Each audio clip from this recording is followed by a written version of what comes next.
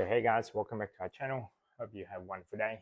In today's video, I'm going to read out some of the answers with the questions that I have in here, and it was rather interesting. They all are sort of like saying the similar things. So hopefully this video could help you in any way possible in order for you to achieve, I guess, money saving tips.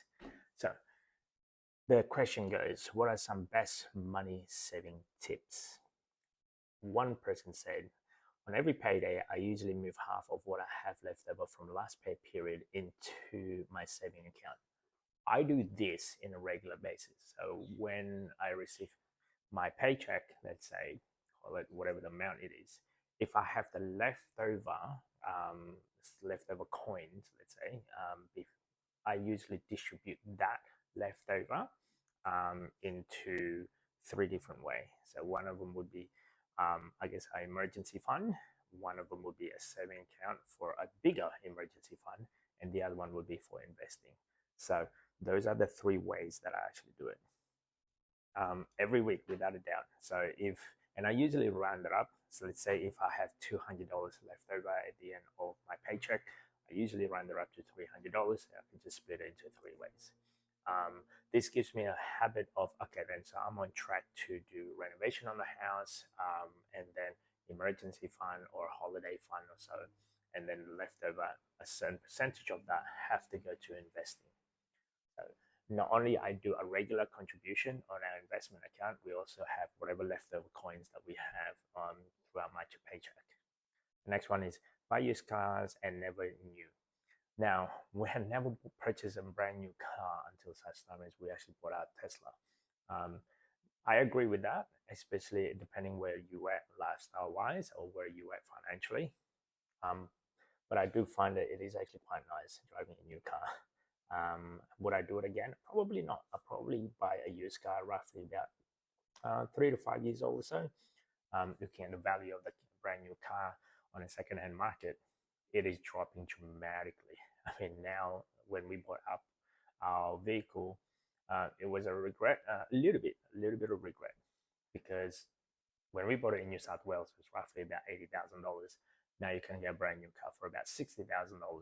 You can get a second-hand similar kilometers on the clock with my current vehicle for about $40,000 or $45,000 or so. So overall, I just lost nearly about half the value of my vehicle within about, I think it's like 3 to 4 years, somewhere around there.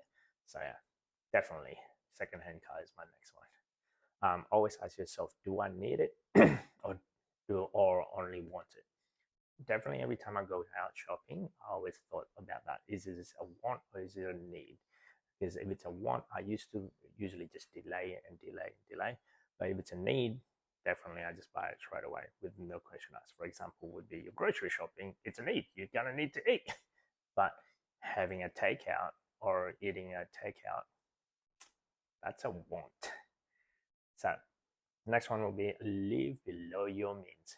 Definitely, definitely. In order for you to control your finances, you have to live below your means.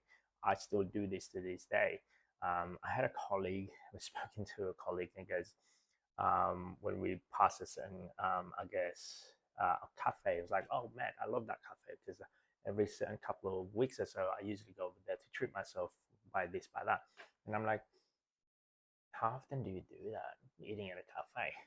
Myself personally, I haven't eaten in a cafe for a very, very long time. Everything that I can get in a cafe, I can actually buy them at home, and I can get a lot out of my dollar, let's say, compared to the current what I pay in the cafe. So, for example, maybe let's say a big breakfast in a cafe plus a coffee probably costs roughly about $40 or so. I can use that whole $40 to make a meal around the house, like for the whole family at a cafe style. For that reason, I don't really go to the cafe. The next one will be, it's expensive to eat out. Definitely, definitely. The next one is cancel the non-essential services such as Netflix, Hulu, cable, etc., etc. So for me, yeah, definitely. If you're already at the If you're still on the, I guess, struggling to budget, definitely to cancel all of your subscription, maybe accept the essentials. But at the same time, understand that sometimes we are in that lifestyle where we kind of need all of these services. Unfortunately, it's not free anymore. And if you do watch free TV, free on air TV, there's a lot of ads involved. Next one would be adopt frugal lifestyle. Definitely think like as if you're in high school or university students or on your early 20s where you don't have a lot of money and you live in that lifestyle. Um, Next one would be buy household stuff in bulk. We go through that all the time. We go to Costco in order for us to save money. And in terms of that, we usually go through every 2 weeks or so when we go to Costco and we buy them in bulk. Yes, you do spend a lot more when you go to Costco. However, the quantity of it, it's a lot more that you get compared to your local supermarket. Um, Spend less than you earn. Basic concept, hard to do. If you're using a credit card to feed your lifestyle, you need to try and figure out a way to live below your mean. I used to do that. I used to top up my lifestyle with a credit card, realizing this is not an emergency. I need to figure out a way to cut it as soon as possible. So another one would be pay yourself first. Again, back to the concept of every paycheck. On, let's say, for me, I get paid on a Tuesday or so. By Friday, all of my distribution happened.